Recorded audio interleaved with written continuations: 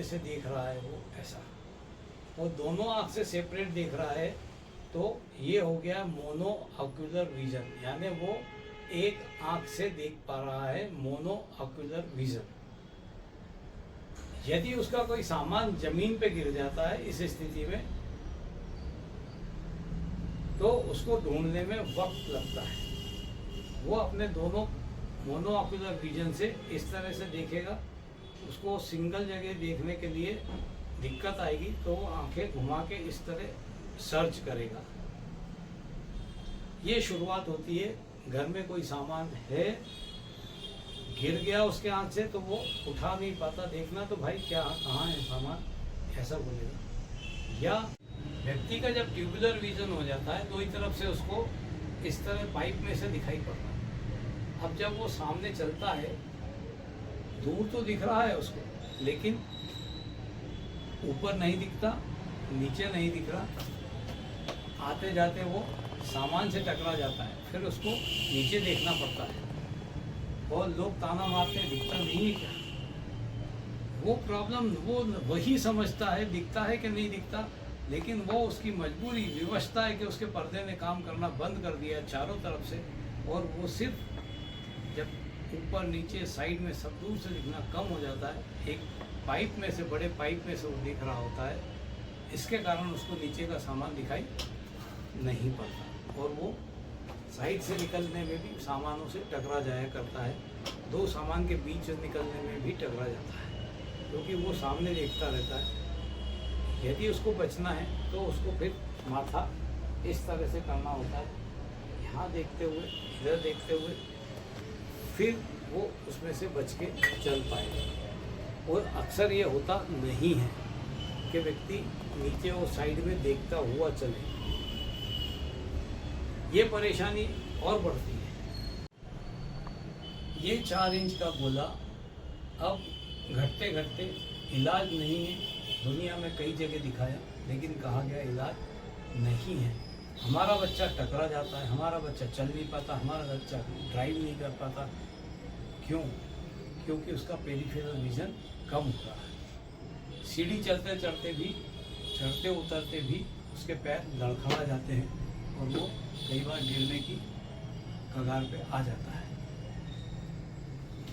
दीवार पकड़ के संभालता है अपने आप को, या किसी का हाथ पकड़ के चलता है। स्थितियाँ और विषम होती जाती हैं जब व्यक्ति का पेरिफेरल विजन और कम हो जाता है। अब वो जैसे एक बाइनोकुलर से देख रहा है, दूरबीन से देखता है, वो स्थिति हो जाती है दोनों आँखों से, और ये 2 इंच के गोले से उसको किसी को देखना है तो वो पूरा नहीं देख पाता, सिर्फ चेहरा देख पाता है या आंखें देख पाता है दूर से। व्यक्ति को पहचान नहीं पाता कौन है, माथा हिलाएगा, सिर हिलाएगा, और कोशिश करेगा कि मेरे को दिख जाए कि सामने कौन है। ये स्थितियाँ बहुत गंभीर होती है, क्योंकि व्यक्ति कोई नहीं समझ पाता कि इस इंसान को पेरिफेरल विजन खत्म हो गया है, इसलिए ये चेहरा नहीं पहचान पा रहा है। और लोग कहते हैं क्यों भाई पहचाना नहीं क्या, ऐसा क्या देख रहा है घूर घूर के। मतलब सिर्फ ये है कि इंसान की विजन जब इतनी ज़्यादा सुकड़ गई तो वो किसी को कैसे पहचान पाएगा, क्योंकि अब उसको सिर्फ एक पाइप में से दिख रहा है, 2 इंच के पाइप में से दिखा कर रहा है। वो स्थिति हो जाती है कि यदि उसके ज़मीन पे कोई सामान गिर जाता है तो उसको बैठ के टटोलना पड़ता है, चाबी गिर गई, पैसा गिर गया, या कोई सामान गिर गया, इवन मोबाइल गिर गया, वो भी नहीं दिखेगा उसको, क्योंकि वो 2 इंच के पाइप से उसको नीचे फोकस करना है। एक सेकंड, उसको अब इस तरह से दिखाई पड़ता है, अब उसको नीचे फोकस करना पड़ रहा है कि वो सामान कहाँ है। अब परेशानी ये है कि उसकी नज़र हो गई है मोनो ऑकुलर, बाइनोकुलर नज़र नहीं रही है कि क्या सामान देखेगा, वो ऊंचा नीचा नहीं दिखेगा उसको। अब वो राइट आंख से अलग देखता है, लेफ्ट आंख से अलग देखता है, और ये दूरबीन सरीका ये जैसे 2 पाइप में से देख रहा हो, वो स्थिति हो जाती है कि वो सामान को कैसे ढूंढे। जमीन पर बैठ के उसको मजबूरन हाथ से इस तरह से टटोलना पड़ता है कि मेरा सामान कहाँ गिर गया। किसी व्यक्ति को देखता है तो उसको राइट आंख अलग दिखती है, लेफ्ट आंख अलग दिखती है, दो पार्ट में आदमी का चेहरा दिखाई पड़ता है, सिंगल चेहरा नहीं दिखाई पड़ता। फिर उसको फोकस करता है एक आंख की तरफ से कि मुझको कुछ दिख जाए, इसकी लालसा जीवन में इतना टेंशन देती है आप नहीं सोच सकते। क्योंकि वो विश्व के बड़े बड़े, तब तक जब से बीमारी बढ़ी है वो विश्व के बड़े बड़े इंस्टीट्यूट में जाके दिखा चुका होता है कि मेरी आंखें कैसे भी बच जाए। चाहे दिल्ली का एम्स हो, चाहे साउथ में शंकर नेत्रालय हो, चाहे एलवी प्रसाद हो, या आयुर्वेदिक हॉस्पिटल श्रीधरी में। वक्त बदलता है, किस्मत बिगड़ती जाती है, रोशनी खत्म होती जाती है, सभी जगह एक ही जवाब आता है, इस बीमारी का कोई इलाज नहीं है। आपको अल्टीमेटली सूरदास होना पड़ेगा।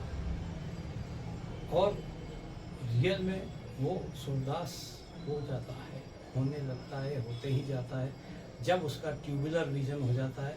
ना वो चल फिर सकता है, ना घूम फिर सकता है, ना किसी के सहारा लेके कुछ कर सकता है। अब वो नौबत आ जाती है हाथ पकड़ के चलने की। वक्त गुजरता जा रहा है और तमाम प्रयास करने के बावजूद माँ बाप भी हताश हो जाते हैं कि आखिर कब तक इसका इलाज करें और कहाँ तक भगते फिरें, कहाँ कहाँ जाएं, कहाँ कहाँ नहीं जाएं। जब इंडिया के बड़े बड़े इंस्टीट्यूट मना कर देते हैं, एम्स, एलवी प्रसाद और दूसरे इंस्टीट्यूट बड़े बड़े, तो वो शरण में जाता है आयुर्वेद की श्रीधरी हॉस्पिटल, बाबा रामदेव जी का, और अन्य कई हॉस्पिटल हैं, संजीवनी हॉस्पिटल। कई जगह व्यक्ति प्रयास करने जाता है, लेकिन एक ही जवाब आता है कि हम तुम्हारी रोशनी जितनी है उतनी रखने का प्रयास करेंगे, ये बढ़ नहीं सकती।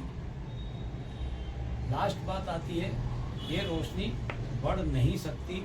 जो स्थिति में आप हो, यदि आपको ये पाइप विजन, ट्यूबुलर विजन हो गया है तो ये इतना रहा आएगा, लेकिन इससे ज़्यादा हम नहीं बढ़ा पाएंगे।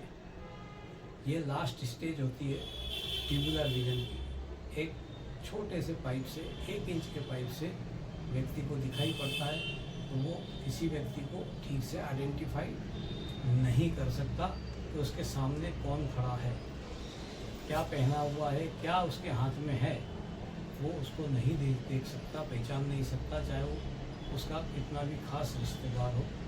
इवन अपने सगे भाई बहन को पहचानने में भी उसका समझना पड़ता है।